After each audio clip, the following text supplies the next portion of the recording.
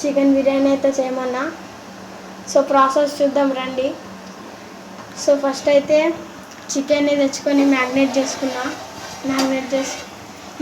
చేసుకొని ఉడికించుకోవాలి. ఇట్లా ఉడికిన తర్వాత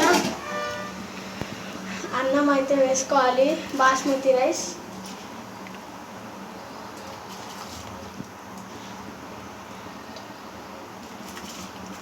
అన్నమాట.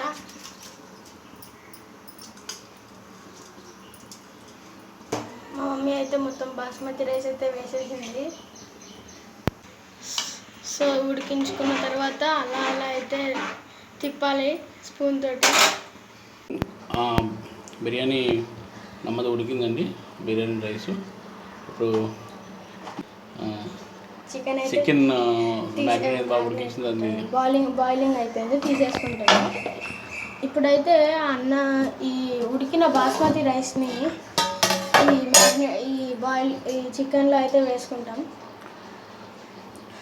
సో మా మమ్మీ అయితే ఇలా ఈ కన్సిస్టెన్సీ వచ్చిన తర్వాత ఇట్లా చూస్తుంది.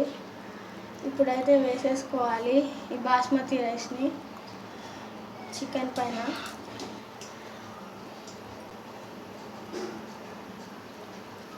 నీట్గా వాటర్ని తీసేస్తే నెమ్మదిగా వస్తుంది.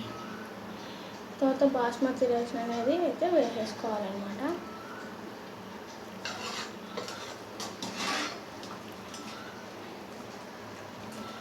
సో అలా అయితే వాటర్ అయితే రావాలన్నమాట.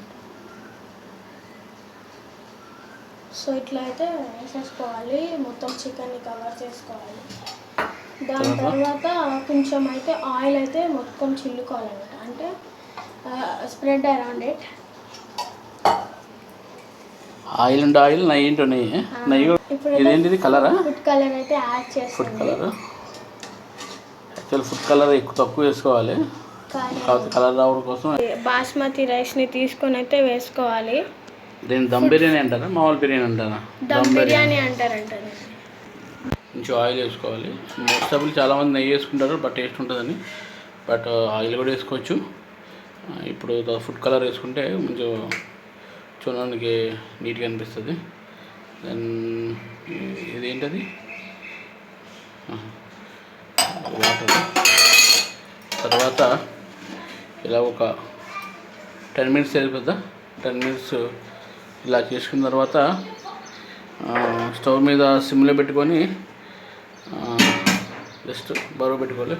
యాక్చువల్గా అంటే చుట్టూ చపాతీ పిండి వేసి మొత్తం హోల్డ్ చేస్తారు, అది పెద్ద బిజీ ప్రాసెస్. బట్ ఇలా కూడా బరువు పెట్టుకుంటే ఓకే, వాటర్ ఏమో అదే ఏదైతే వెళ్దో ఒక 20 మినిట్స్ అలాగా సిమ్లో పెట్టుకుంటాం. ఫైనల్లీ బిర్యానీ రెడీ అయిపోయినట్టుంది.